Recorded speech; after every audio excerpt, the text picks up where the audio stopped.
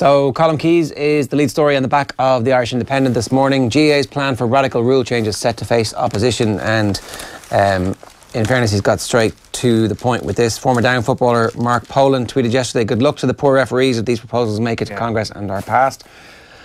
Such a valid point. I don't know about that. I mean, come on, how hard is it to count three? 1, 2, 3.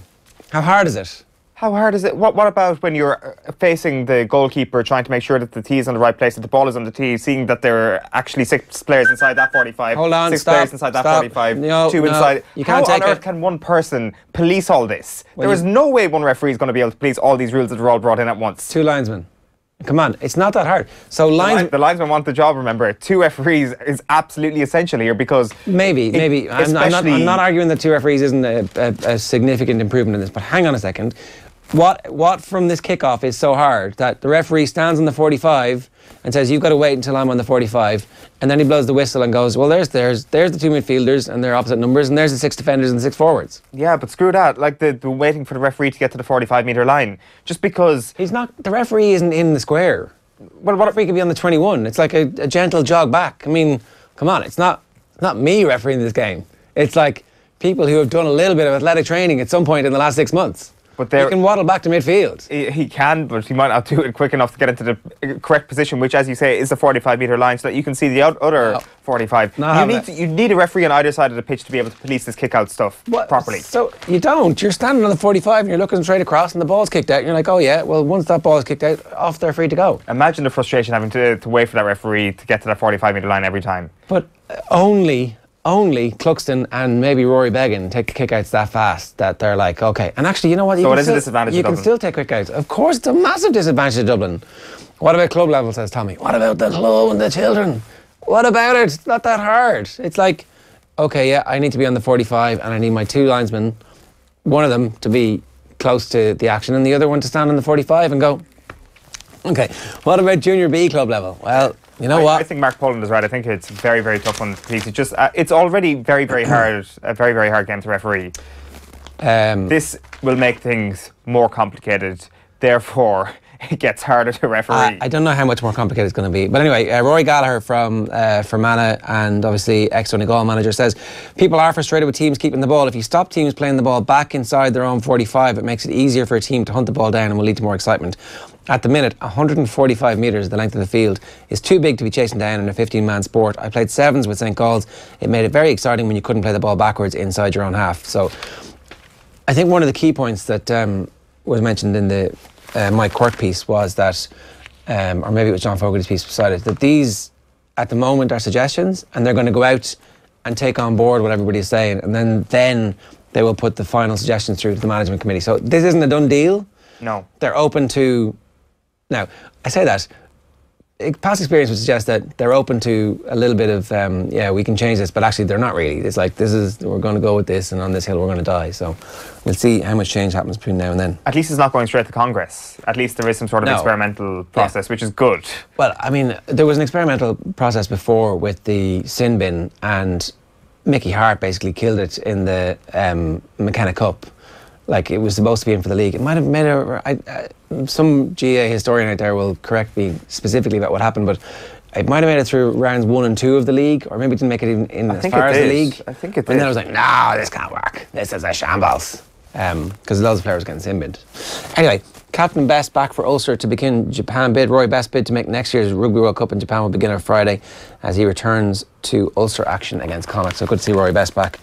After a period out, but I think they're probably going to rest him. And then good stats from Munster's Carberry conundrum, whether or not they pick him this week. So obviously Joey Carberry was injured last year, and so therefore didn't play that much for Leinster. But the number of minutes that he played for Leinster last season totalled 129, according to Cian Tracy, for Leinster in the whole season, 129 minutes. Already this year for Munster, he's played 267 minutes. So there's now some doubt that not only are we going to be without Johnny Sexton at the weekend, but we're also going to be without Joey Carberry. Yeah, save him for the European games. It's not just due to injury that he didn't get much game time last year. It is, mostly. It's mostly due to the fact that Johnny Sexton was the number 110 for Leinster. But sure, they would have played him elsewhere. I would say that the number of minutes that he was on the bench is not much more than that. pretty much the entire European campaign. He had 2 bad injuries last season. I know he did, but that was around like November. You get into the thick of the stuff which Munster are going to be involved in this season. He was on the bench for the whole thing. Will it catch on? This is the good front cover on the Irish Examiner sports section this morning. GAA to trial new rules in 2019 to improve football. I mean, Donaghy midfield, Donaghy in the full forward line. Well, so obviously, the other new rule is if you catch a ball from a kick, so if you're attacking and you're outside the 45 and you kick the ball through to anybody inside 20 to 20, yeah, yeah, and they catch it, they've got a free kick, and it's basically they've got 15 seconds to take it. So it's actually like a proper, you can stop, take your 3 steps back, kick it over the bar. Yeah, it goes for the defensive team as well, which is interesting. Like, will that not lead to like I'm going to have 4 defenders in that line? That's exactly what I thought. Maybe it's just me being cynical, but I initially think you're just going to bunch. If there's a big full forward, you're just going to bunch around him. It's just going to lead to a situation. If you've got a smart coach, you've got a situation where nobody's catching the ball inside the 20-metre line. And every ball is getting broken. What about so do I have to have 6 forwards inside the opposition 45 when they're kicking the ball out? Yes. I have to have 6 forwards. Yes. I can't have like 2 forwards there and 10 at 10. That's what I thought, but I actually just double checked that this morning, and no, you do. It has to be 6-2-6. What if like one of my lads is injured down there? We've got to wait for him to get up, walk the length. Yeah, or get off the pitch. I presume that isn't specified in the rules, but I presume there's a situation where you just need to get off the pitch or whatever, or you're out of play and you're not allowed to play the ball again while the ball is active, whatever it may be. I don't know. It's like the thing is just about that. So from the 45 into the 20, the only time when that will actually lead to a clean catch is one of the big high balls that Donaghy would have taken back in the day. Yeah. But say if you want to make a break, if you've got like a James O'Donoghue run to the corner, like that ball's not going clean into him. There's a bounce before it gets into him, so that's not going to be much benefit to your corner port, so to speak. No. It is targeted for the art of high fielding in front of the goal. What if I catch the ball in the penalty spot? There's a 13-metre exclusion zone. So I catch the ball in 13 metres, I can turn around and blast it, but everybody can be on the... Like What do you mean? So a high ball comes in, I'm playing full forward, I catch the ball on the penalty spot. Yes. I'm allowed to take 15 seconds to take my free shot. No, you got to go back to the 20-metre line. Oh. So all the frees that are awarded are from the position where you catch the ball, but out on the 20-metre line. So that helps if you catch the ball right on the corner flag. At least you got to bring it out to the 20-metre line, and it's not as acute an angle as it might have been. So there is an advantage in that position, but as you say, if you're right in front of the goal, it's disadvantageous. But I guess you don't want to be too, you don't want to punish the defenders too much if they're that's somebody to catch the ball. I get the thinking behind the 6 and 6, like that transforms the game. That means kick out, you play it forward really fast, there's goal chances. Yeah, and also trying to formulate a blanket defence, even in open play, would require quite a bit of fitness, because half of your blanket is having to track back quite quickly from forward positions. Yeah, and I mean, I guess you're a little bit more worn out. Yeah, it then becomes like there will be a line of 10 players in the 45, 4 in the middle, 10 players in the 45, and 1. Like there'll be a lonely full forward and full back at the 2 ends. Yeah, could easily see that happen. What was the game? Gouts? What? What was the game that you played when everybody lined up? I in the schoolyard? It was probably phased out of the schoolyards by the time I got there. He's saying Bulldog. I mean, that was what they played. That was what they Red played. Rover. That's what they played in England. The classic. Okay, so the Irish Times, their first 2 pages are really about the soccer last night. So it's United show little sign of improvement in Dower draw. The special one, it would seem, isn't special anymore. Josexit. Is that how we're saying? Josexit. Yeah, one or the other. Column A or column B, whichever one you want. Silva snatches face-saving winner for Manchester City. So Man City going, it's actually okay for them. This little bit of difficulty early season, not necessarily the worst thing for them.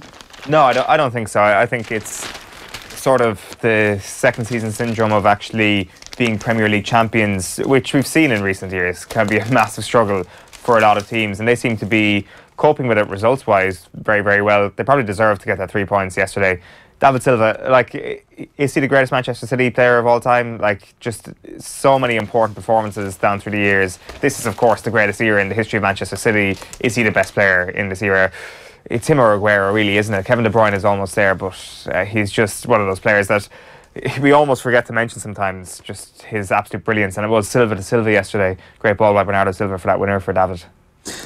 Okay, the other story that's been doing the rounds is the Joe Marler story. So Joe Marler has admitted that in the build-up to England matches, whenever there was a call-up, he would deliberately get sent off or sin-binned to avoid being selected for England. He says it was to do with the anxiety of being away from his family, and has retired from international rugby over the last while. It's a pretty bizarre story, and then obviously everybody went back and looked at the periods when he would have indiscipline and he'd be getting a 3-week ban just before the November internationals or just before the Six Nations. He would punch somebody and get a yellow card or in attempting to get a red card. So it'll be interesting to see exactly when he goes into a bit more detail about what was going on with it, what it was that made him not want to play. Was it a psychological thing, or was it like not wanting to be involved with the England setup as they stand at the moment?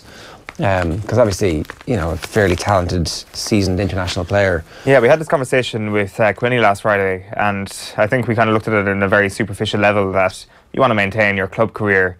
If you want to make as much money as you possibly can as a rugby player, well, then you need your club career to last as long as possible. And if that means giving up your international career, so be it. But there's clearly a lot more beyond the surface than what seemed. 25 grand a pop for every game you play for England as well. Is that true? Yeah. Yeah. That's what he was saying. He was like, he was trying to extend his England career for financial reasons. But so, Budo sweet on Waldgeist as money comes for Faber Fancy. 3 mispronunciations in the one headline there for me. Never read the headline before you read it out loud. Definitely need to. Yeah. So a cut above. Depleted Spurs set to be outclassed by Barca at Wembley. I'm definitely looking forward to this.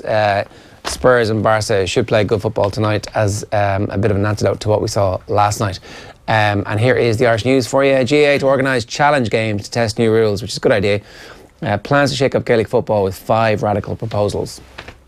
Back page of the Herald this morning is Mo Boys calling for Jose. Limp job piles pressure on United boss. That's Paul Scholes' quotes, I believe, carried there in the back of the Herald. And Brogan says it's too hard to walk away from the Dubs. Like, how could it be easy to walk away from a team that have won 4 All-Irelands in a row when you've just come back from an injury? You've probably got enough left in the legs. Great strength and conditioning team there in Dublin to look after you as well. He's primarily conditioned to go again for 2019, I would suspect, to be part of that 5-in-a-row winning team. Back page of the Irish Daily Mail is Jose's mauling. Skull says sack him. He's embarrassing. And GAA to trial rule changes in 2019 league. Back page of the Irish... One point, sorry, I missed on Mick Quirk earlier on. He was making the case that the cynical play at the end of a game is not being fixed and not being addressed by this. It's not addressed by the black card. But what would work is, what they do in Aussie rules is when you foul inside the last period of time, then the frees get moved forward 50 yards. And that is exactly the type of thing that would prevent the Dubs from doing what they did against Mayo when they pulled everybody down, because suddenly there's a free in midfield and they do it again, there's a kickable free, which maybe Killian O'Connor misses, who knows. It's at least somebody else getting the digs in on Mayo this morning. Completely needless. On the back page of the Irish Daily Star, it's more misery. United held as Skull slams Jose. Luke backs Padraig's Ryder 2020 vision. Axe black card, says Banty. And Declan Rice here. So Paul Lennon had been writing about Declan Rice previously. So he said that he intimated to friends in the week of the Wales game. So he says that it was friends that Declan Rice was speaking to. We weren't quite sure where Paul Lennon was getting his sources. That he was inclined to recommit to the boys in green. However, since then, there has been a suggestion from the FAI to the 19-year-olds. There's been no suggestion, rather, that he's ready to recommit to Ireland. So Rice is not expected to be included by O'Neill at lunchtime tomorrow when the Ireland boss confirms his provisional squad for next weekend. What about the England squads? Obviously, it's too early for him to be included in the England squads. But can he be included in the England under-21 squad? Was there some debate about that? Like, I need to pull out my FIFA rule book and actually look at the actual stipulations about that. I'm not sure is the honest answer. But he might make, a kind of a pronouncement that... Also part of our squad, but not legally, is this guy. Come on out, behind door number 1, it's Declan Rice, yay! Yeah, so it seems that I was wrong, Ger. Declan Rice is probably going to play for England. Can we clip that? It's the only time I'll ever say it. The end of that statement is actually, you were right. You didn't get that bit there where I warned you not to get your hopes up. Don't believe these things. There's nothing in life that suggests your dreams will ever come true, Owen? Back page of the Irish Sun this morning, I should say, is how much more. That was just weird.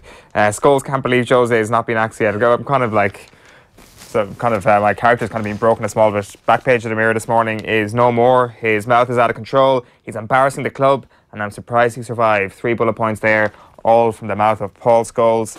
And the Guardian this morning is Paul Pogba's look of anguish as Mourinho and Pogba united in frustration, and Silva shines at Hoffenheim. Guardiola relieved after City overcome the fear factor.